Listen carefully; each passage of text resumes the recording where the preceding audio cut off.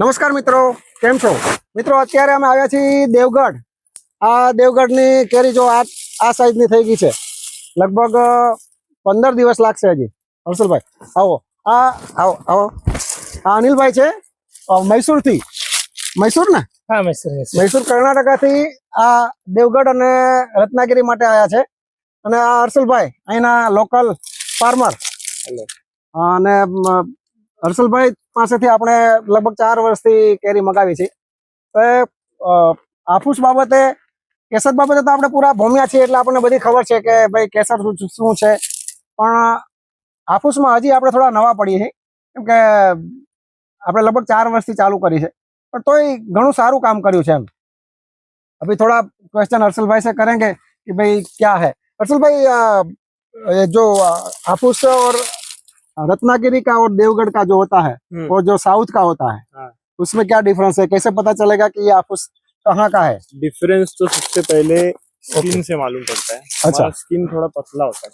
अच्छा, ठीक है, और वहाँ का मोटा होता है एकदम।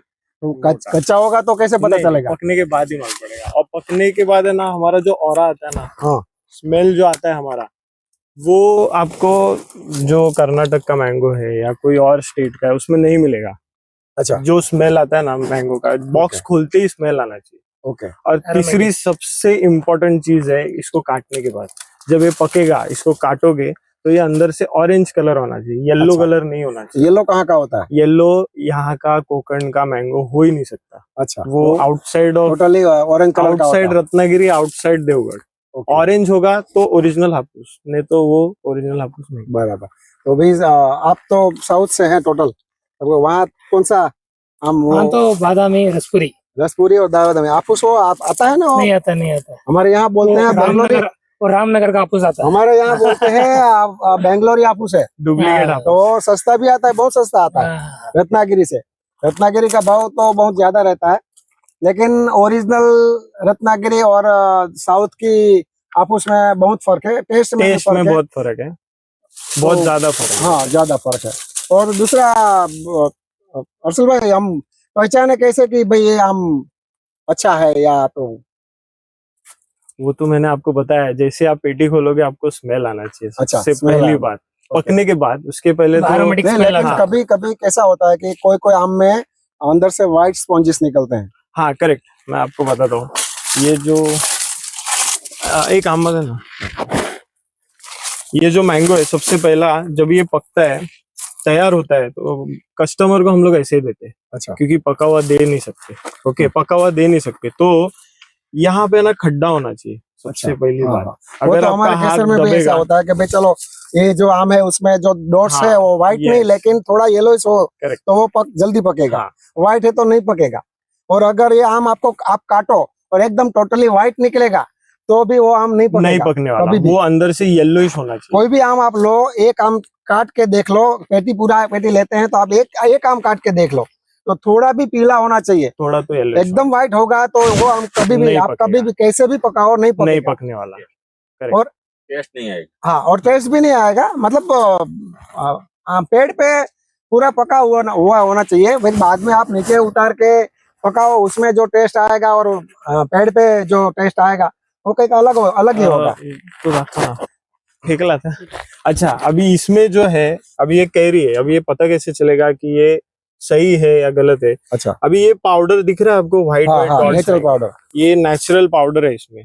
तो ये जो पाउडर है ना, इसमें कभी कभी है ना दाग होते हैं, बड़े बड़े व्हाइट स्पॉट्स। अभी ये छोटे व्हाइट स्पॉट्स है, हाँ, इसमें बड़े बड़े व्हाइट स्पॉट्स होते हैं। डॉट्स तो बड़े बड़े मतलब कहीं एक जगह हो जाए, नहीं, कहीं एक जगह ऐसा बड़ा स्पॉट रहेगा, या कुछ तो ऐसा मार्क रहेगा जो नॉर्मल मैंगो से अलग नहीं होता है। ओके, तो उसको आप काटोगे ना तो वो अंदर से व्हाइट ही निकलेगा।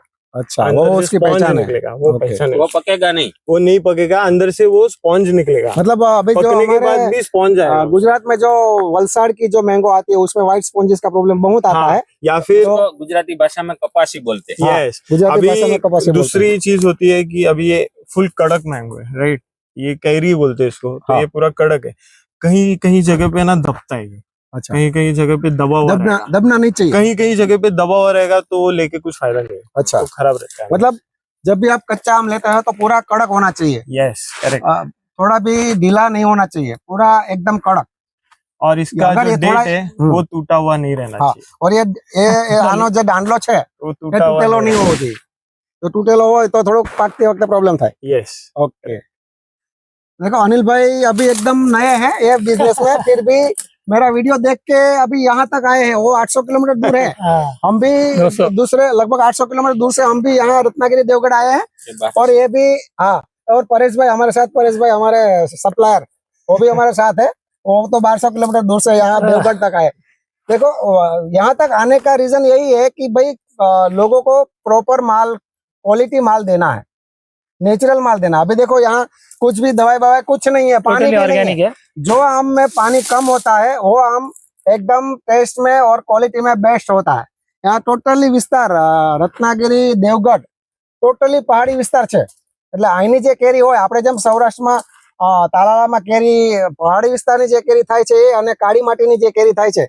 એ કેરીમાં થોડો ફરક હોય છે એટલે જેટલી ઓછા પાણીની કેરી હોય પથરાળ વિસ્તારની કેરી હોય તો એ કેરીનો ટેસ્ટ અલગ જ હોય અને જે ઓછા પાણીની કેરી હોય કેરી બગડે પણ નહીં જલ્દી ના બગડે પછી બીજા કાંઈ માનો કે ટ્રાન્સપોર્ટેશનમાં કાંઈ પ્રોબ્લેમ થાય તો કદાચ બગડી શકે વધારે તમે પેક કરીને મૂકી રાખો વધારે પડતા તો પણ બગડવાની શક્યતા રહે બાકી ઓછા પાણીની કેરી હોય અને પથરાળ વિસ્તારની કેરી હોય તમારે એમાં બગડવાનો પ્રોબ્લેમ નથી જ આવતો એવું કહી તો ચાલે આ અનિલભાઈ લગભગ કેટલા વર્ષથી કરો છો અનિલભાઈ लास्ट ईयर अभी 1 वर्ष से એક વર્ષથી કરે છે પણ એમને એટલો બધો ઉત્સાહ છે કે ભાई एक वर्ष में तुम्हें गई साल उसने पिछले साल शुरुआत किया था और मेरा यूट्यूब से उसने नंबर लिया तो उसको पता चला कि भाई मैं 20 तारीख को रत्नागिरी देवगढ़ आ रहा हूँ तो उसने मुझे कॉल किया कि भाई रमेश भाई मैं भी ज्वाइन होना चाहता हूँ तो वो भी आ गए उसको इंटरेस्ट है और लोगों को कुछ अच्छा देना है वही भावना से हम सब करते हैं और एक साल में कितना बेचा पिछले साल बहुत हिसाब तो नहीं बहुत बेचा।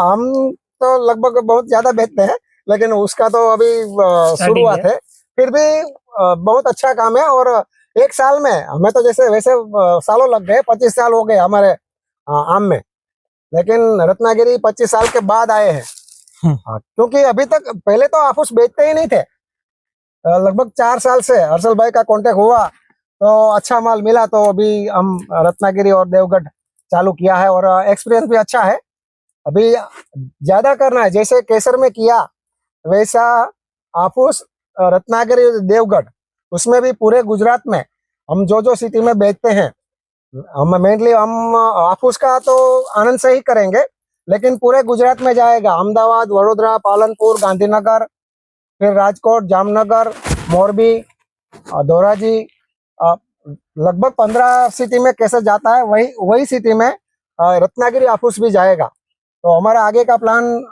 रत्नागिरी में थोड़ा आगे कुछ करना अच्छा करना है लोगों को प्योर माल रॉयल रिजनेबल और रिलायबल हमारा मोटो है रॉयल रिजनेबल रिलायबल मतलब क्वालिटी देना है और व्याजबी भाव देना है और रिलायबल आइटम देना है और उसके बाद अभी जैसे जैसे कैरी के मैंगो के बिजनेस में आगे जाते हैं वैसे वैसे जैसे जैसे एक्सपीरियंस होता है उस हिसाब से आगे जाते हैं ऐसा नहीं कि चलो एक एडवर्टाइज करके बिजनेस कर देना है एडवर्टाइज करके बिजनेस नहीं करना है हमारा काम बोलना चाहिए हमारा माल बोलना चाहिए माल अच्छा होगा तो काम होगा तो 1 नंबर का माल लाते हैं केसर में भी अभी तक केसर में तो 1 नंबर का ही माल लाते हैं और लाएंगे उसको उसमें आपको कोई भी डाउट रखने की जरूरत नहीं है और रत्नागिरी में केसर जैसा ही काम करना है इसलिए यहाँ रूबरू 800 किलोमीटर दूर मैंगो आने के पहले यहाँ आए हैं तो रत्नागिरी में केसर जैसा ही काम करना है और उसके बाद लगभग हमारी मैंगो सीजन इंडिया में पूरा 5 महीना चलती है पहले केसर आता है तालाला केसर फिर कच्छ आएगा वलसाड़ आएगा फिर बाद में रत्नागिरी भी साथ साथ में आएगा उसके बाद यूपी वाली केरी आएगी दशहरी चौसा और लंगड़ो तो वो केसर खत्म होने के बाद यूपी का मैंगो चालू होता है दशहरी चौसा और लंगड़ो वो पिछले साल हम लाए थे अभी तक अगले साल तो नहीं लाए थे पिछले साल लाए थे तो उसमें भी हमारा एक्सपीरियंस बहुत अच्छा रहा जो लोग ले गए उसको अच्छा लगा और वापस रिटर्न रिपीट हुए कस्टमर तो हमारा फोकस क्वालिटी पर ही रहता है ओके थैंक यू आभार जय राम जी की।